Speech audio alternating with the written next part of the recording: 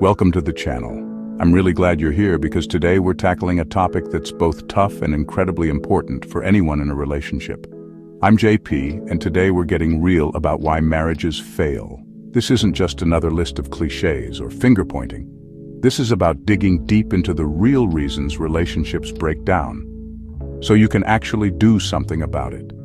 This isn't about blame. It's about understanding what really goes wrong so you can protect your relationship or build a better one next time. Whether you're married, thinking about marriage, or just want to understand relationships better, this conversation matters. Ignoring problems doesn't make them disappear. It just sets you up for disaster when life gets tough. Like a house with a cracked foundation, small issues can grow into major problems if left unchecked. We're here to be honest, not pessimistic, because facing the truth is the first step to real solutions. It's not always easy to look at what's not working, but it's the only way to move forward and create something stronger. Today, we'll dive into the two biggest reasons marriages crumble: communication and respect. These aren't just buzzwords, they're the pillars that hold everything else up. And when they're missing, things can fall apart fast. We'll break them down, see how they work in real life, and get practical about what you can do. I'll share real examples, common mistakes, and simple steps you can take to strengthen your relationship starting today. So get comfortable and let's get started. This is a wake-up call you can't afford to miss. Whether you're here to save your marriage or just want to understand what makes relationships last, you're in the right place. Let's get right to it. The number one reason relationships fall apart is a breakdown in communication. It's not always about the big fights or dramatic betrayals. More often, it's the slow, quiet erosion that happens when two people stop truly talking to each other. It's the little moments, the missed connections, the things left unsaid that build up over time. You might think, we talk all the time, but are you really connecting or just making noise? There's a huge difference between exchanging words and actually sharing what's on your mind and in your heart. Sometimes couples fall into routines where conversations are just about logistics. Who's picking up the kids? What's for dinner? What bills need to be paid? But real communication goes deeper than that. Communication is about understanding, not just talking. It's about being present, tuning in, and making your partner feel seen and heard. When you really listen, you're not just waiting for your turn to speak. You're trying to understand where the other person is coming from. When it breaks down, you become roommates, not partners. You might share a home, a bed, even a life, but emotionally, you're miles apart. The warmth and connection that once brought you together starts to fade, replaced by a cold distance. Imagine a football team where no one knows the play. Chaos, right? That's what happens at home when you stop communicating. Everyone's running in different directions, making assumptions, and missing opportunities to work together. The result?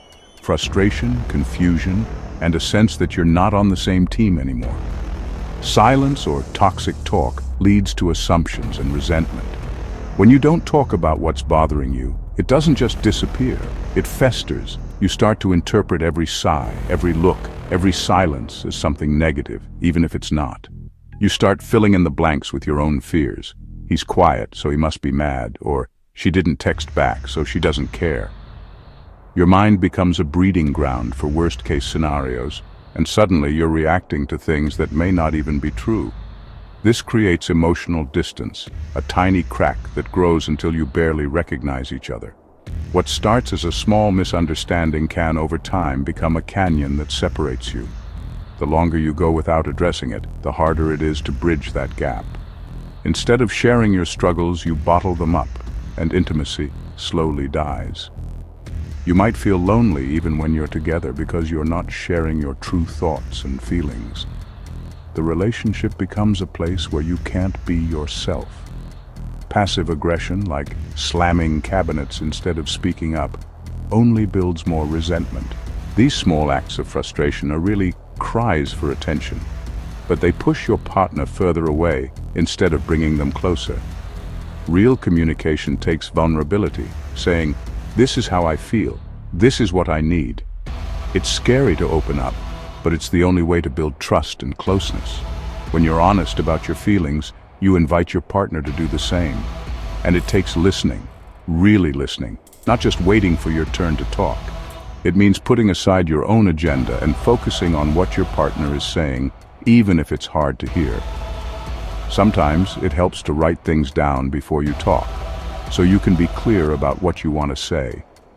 This can prevent misunderstandings and help you stay focused on the real issues.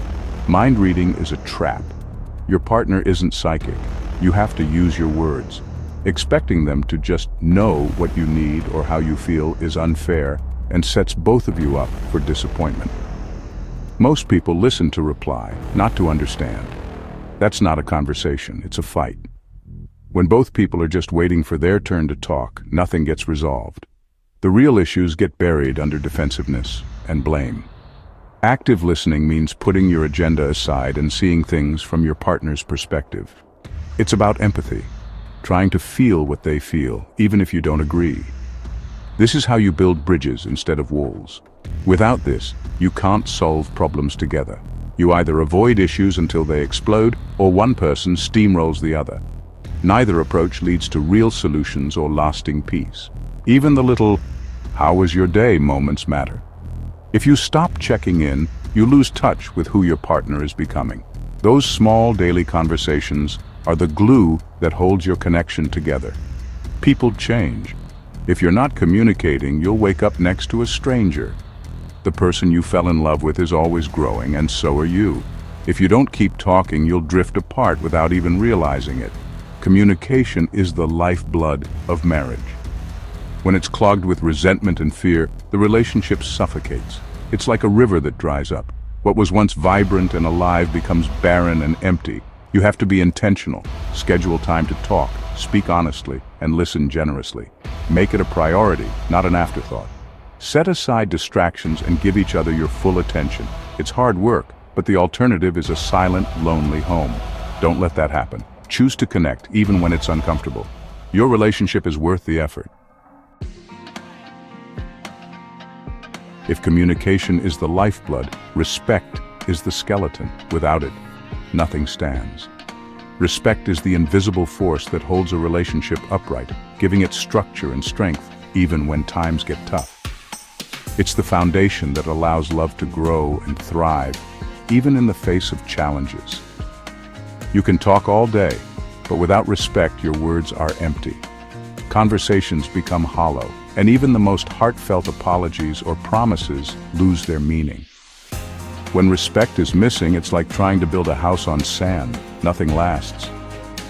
Lack of respect is like acid. It eats away at trust, intimacy, and love. Over time, it erodes the very core of your connection, leaving behind only resentment and pain. Even small acts of disrespect can accumulate, creating a toxic environment where love struggles to survive. I'm not just talking about politeness. Real respect means valuing your partner as a whole, unique person. It's about seeing them for who they truly are, appreciating their individuality, and recognizing their worth beyond what they do for you. It's honoring their feelings, even if you don't understand them, and supporting their strengths and weaknesses. Respect is about being present for your partner, especially when they're vulnerable, and showing up for them in both good times and bad. When respect dies, contempt creeps in, and contempt is the #1 predictor of divorce. It's a slow poison that can turn even the happiest relationship bitter, making it nearly impossible to recover without serious effort. Contempt isn't just anger, it's disgust, sarcasm, eye-rolling, and mockery. It says, "You're beneath me." These behaviors send a clear message that your partner's feelings and opinions don't matter, and over time they destroy the sense of safety in your relationship. Sometimes disrespect is subtle, making decisions without your partner, prioritizing everything else over your relationship, or belittling their contributions. It can show up as dismissive comments, ignoring their needs, or failing to acknowledge their efforts. Each act is a small cut, and over time, the relationship bleeds out. The distance grows, and what was once a close partnership can become two people living separate lives under the same roof. Respect and trust are intertwined. You can't trust someone you don't respect, and you can't be vulnerable with someone you don't trust. When respect is present, you feel safe to open up, share your fears, and be your true self. In a respectful relationship, you attack the problem, not the person. You work as a team, facing challenges together rather than turning on each other. This mindset builds resilience and deepens your bond. "I feel hurt when you forget to call" is very different from "you're so selfish." Respectful communication focuses on your feelings and needs, not on blaming or shaming your partner. Respect means honoring boundaries. Your partner isn't your property. Controlling behavior is not love, it's disrespect. True love allows space for individuality and growth, not control or possession. Appreciation matters. When was the last time you truly thanked your partner for what they do?